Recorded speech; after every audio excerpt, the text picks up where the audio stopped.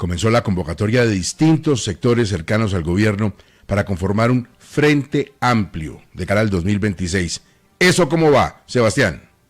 Gustavo, con estas votaciones de la consulta del pacto histórico se dio inicio puntualmente y de manera formal ya a lo que va a ser la conformación del denominado Frente Amplio de cara al 2026. El propio Cepeda, una vez salió victorioso de esta primera contienda, hizo este llamado a las otras fuerzas políticas afines que quieren un cambio social en Colombia, construir una paz auténtica para avanzar en las reformas sociales. Las invitamos desde ya a sentarnos. Ya hubo respuesta del exministro del Interior, Juan Fernando Cristo, que incluso ha enviado desde antes una carta pidiendo esta unión, que se empiece a trabajar. No puede ser simplemente una coalición mecánica para escoger un candidato en marzo, tiene que ser una propuesta en materia de seguridad, en materia de salud, en materia institucional también. El otro de los precandidatos que está también encima e incluso se atrevió a anticipar posible número de votantes en lo que sería esta alianza para una nueva consulta en marzo es el ex embajador Roy Barreras. Quienes estamos en el centro de las ideas liberales podremos acudir a una consulta del Frente Amplio, es posible, en la que 5 millones de ciudadanos de centro están alejados de la polarización y de los extremos, acudamos para que conformemos una fuerza de centro-izquierda que unirá a Colombia. Dentro de estos discursos e invitaciones que incluso ha liderado el presidente Gustavo Petro, se mencionó al liberalismo y sus bases. Desde el Partido Liberal respondió el senador Mauricio Gómez Amín. El Partido Liberal colombiano no será parte de un Frente Amplio que lo que busca es perpetuar a un gobierno que ha destruido la salud, la educación, la política de vivienda, pero sobre todo la seguridad del país, que hoy está en manos de bandidos y criminales que afectan la calidad de vida de nuestra gente. El propio expresidente del Congreso, Roy Barreras, respondió a la negativa del Partido Liberal de su directiva a esta propuesta de sumarse al Frente Amplio que están proponiendo desde el pacto y sectores afines. Dijo que el pueblo liberal es progresista, que la gente no quiere divisiones sino soluciones y que las ideas liberales no tienen dueño. A ver, Vanessa, ¿qué tan amplio será el Frente Amplio o qué tan limitado puede estar, entre otras cosas, por motivos legales? Pues es que tienen, digamos, que ponerse de acuerdo, pero uno en esa lista podría obviamente meter a Cepeda, y hay que ver qué va a pasar con Daniel Quintero, porque acuérdense que Daniel Quintero también está con esta contienda. Daniel Quintero, clarísimo, hubiera salido el domingo de la contienda, ¿no? Pero Daniel Quintero lo que está haciendo es ganando tiempo y ya dijo que él va a irse con el aval de que va a recoger firmas y que va a hacer todo un movimiento político, pues un movimiento que tiene y que se iría hasta el año entrante y podría entrar en ese Frente Amplio, pero Quintero en realidad ha gustado, lo que pasa es que se va a pasar la mitad del año entrante hasta que haya elecciones, defendiéndose y viendo si realmente puede o no ser candidato. Pero ahí en ese Frente Amplio podría entrar, por ejemplo, Camilo Romero, Clara López Obregón, que además tiene un apoyo muy importante de las bases de la izquierda en Colombia. Ahí podría entrar Luis Gilberto Murillo, que tiene toda esta dignidad, digamos, que le dio tanto tiempo conociendo Washington, la Cancillería, etcétera. Mauricio Liscano puede entrar allí también en ese Frente Amplio, Gustavo Bolívar sin duda, y deberá pues condensarse un poco la participación de Roy Barreras, a juzgar por lo que acabamos de escuchar, pero pues es de todas formas sería una consulta interesante, grande, de izquierda, donde el que ubicaría un poco más hacia el centro sería Roy Barreras. A ver, Alejandro, con todos estos elementos sobre la mesa, ¿cuáles son los dilemas políticos que tiene hoy el progresismo? Gustavo, son 3 dilemas principales. El primer dilema es jurídico y tiene que ver con saber si Iván Cepeda puede ir a la consulta del Frente Amplio en marzo o no puede. Y esa decisión depende del Consejo Nacional Electoral y cambiaría todo el escenario político para la izquierda. Si Cepeda puede participar en este Frente Amplio, saldría pues un candidato único del progresismo en marzo, que sería fuerte sin duda y que disputaría la presidencial. Pero si el Consejo Nacional Electoral dice que no puede, pues Cepeda le toca ir directo a primera vuelta, se dividen los candidatos de la izquierda y ya, por ejemplo, en ese caso dijo Gustavo Bolívar o insinuó que él podría participar entonces en esa consulta del Frente Amplio. Así que en este caso hay que esperar la decisión del Consejo Nacional Electoral. El segundo dilema es el de Daniel Quintero, que dijo que va a recolectar firmas para aspirar a la presidencia, pero le queda cuesta arriba porque tendría que en solo mes y medio recoger 1 millón de firmas, que es lo que se calcula se necesita para poder sacar las 750.000 necesarias, porque hay muchas que terminan siendo, digamos, anuladas. Y aquí pues hay tres espadas de Damocles que penden sobre Daniel Quintero. Uno, las firmas, que no son pocas. Dos, los escándalos mediáticos que lo han perseguido y que salen a flote. Y tres, las investigaciones judiciales que tiene en contra. El dilema de Quintero y cómo se resuelva entonces afectarán a los candidatos y el futuro del progresismo. Y el tercer dilema, Gustavo, del progresismo es quién encabezará la lista al Senado, si María José Pizarro o Carolina Corcho. Pizarro hizo un acuerdo con Petro, se bajó de su candidatura a la presidencia con tal de encabezar la lista al Senado, pero ahora pues los 600 o más de 600.000 votos que sacó Carolina Corcho en la consulta del pacto le dan una gran fuerza electoral. Ya hay varias personas dentro del pacto que están impulsando para que encabece la lista al Senado. Y esto es un dilema complejo para la izquierda de quién de estas dos mujeres va a encabezar la lista al Senado. Esos tres dilemas entonces, Gustavo, y cómo se resuelvan, marcarán el futuro y el tablero político de la izquierda en el 2026. A ver, Alejandro, entonces desarrollemos a fondo varios de estos aspectos importantes que usted le plantea a la audiencia de 6 AM. Hernando, la parte jurídica, que hay que recordarla porque más allá de declaraciones y de posturas, hay un Estado de Derecho y una norma, la parte jurídica de Daniel Quintero frente al Consejo Nacional Electoral. Sí, Gustavo, y hay varias claves para entender este dilema, como ha hecho Alejandro de Quintero. Una fecha, la del 8 de diciembre, un artículo, el mentado artículo 7º de la ley 1475, y un resultado, el del pasado octubre 26. Analicemos cada uno de esos puntos.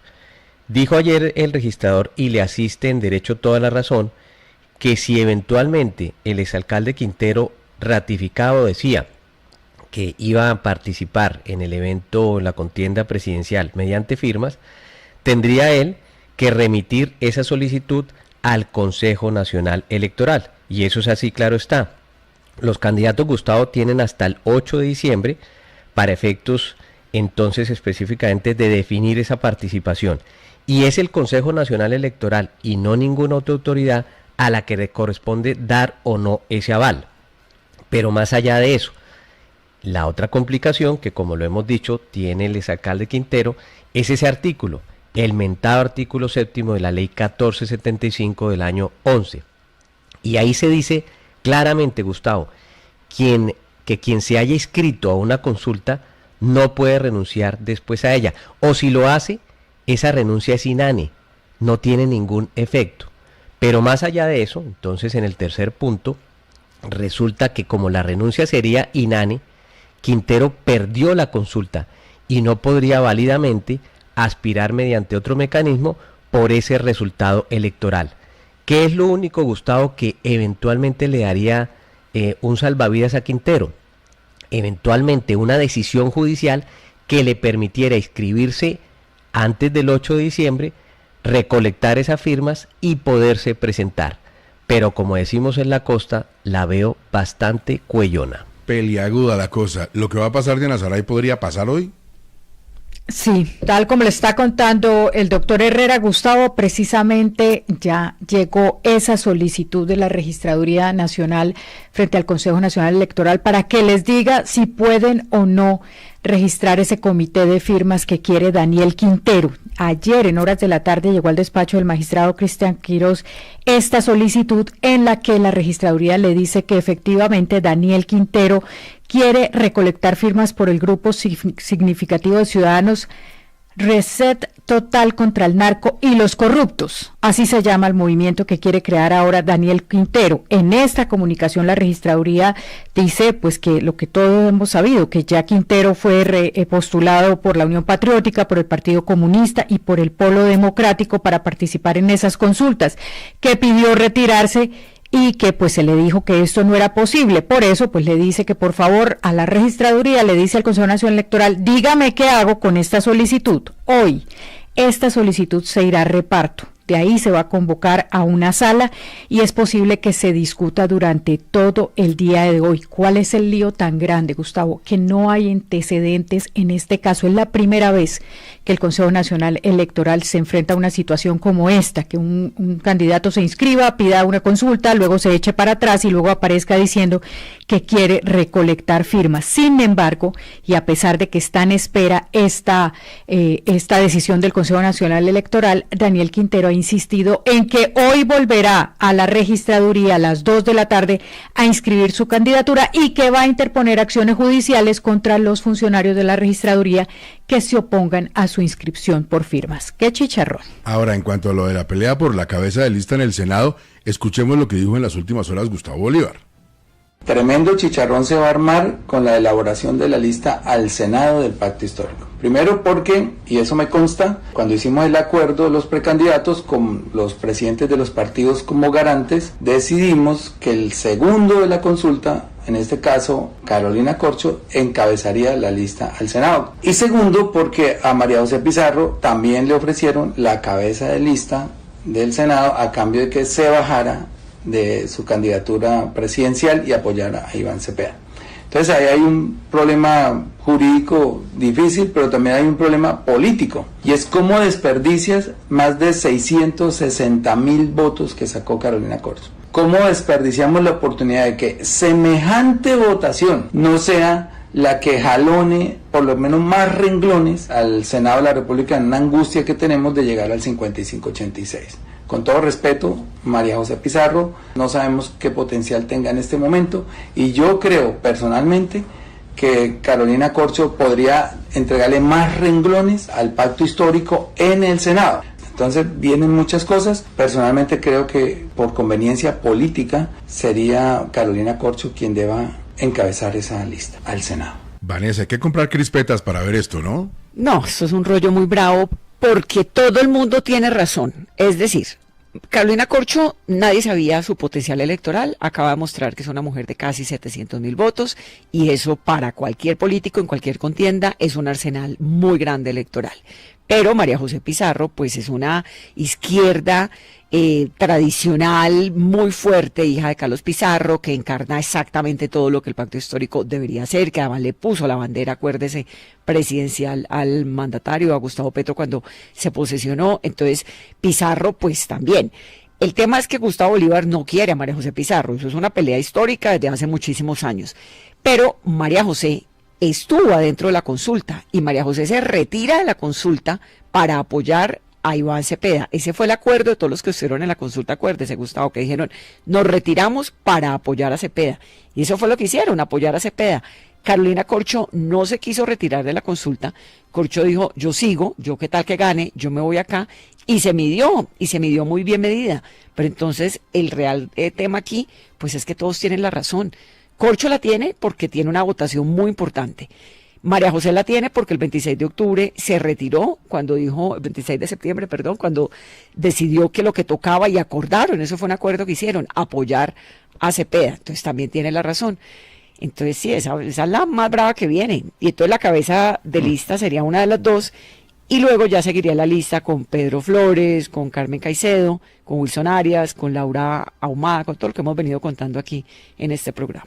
Más los problemitas diminutos, por ejemplo, el de compra de votos de un candidato o la mención de la posibilidad de compra de votos. Espinosa. Sí, los reporteros, Gustavo, que hicieron el seguimiento de lo que estaba pasando en esa jornada electoral del domingo cuentan que en la costa, particularmente cerca a las zonas en las que tiene influencia el señor que menciona Vanessa, el señor Torres, el señor pues Pedro Flores, que es el representante del clan Torres, en Puerto Colombia estaban pagando 20,000 pesos por el voto para 2 personas. Para Cámara Atlántico, que el primero fue también un señor muy cercano al clan Torres, que se llama Jaime Santamaría, y paralelamente para Pedro Flores, que tiene todas estas acusaciones que han estado circulando en redes con reporteros que dicen que les contaron que estaban pagando 20,000 pesos por el voto para Pedro Flores y Jaime Santamaría. Por eso no es una coincidencia que el señor Flores tenga una votación tan alta, que sea el primero pues en la lista. de los senadores, y que también al mismo tiempo en Cámara de Representantes su fórmula, que se llama, como dijo Jaime Santamaría, tenga la misma cantidad de votos o una votación, digamos, muy importante en Cámara de Representantes. Yo no sé qué pensará de esto el candidato Iván Cepeda, Gustavo, que siempre se ha caracterizado por hacer una política distinta y que seguramente está menos dispuesto a hacer alianzas con la política tradicional. Lo del señor Pedro Flores es una vergüenza.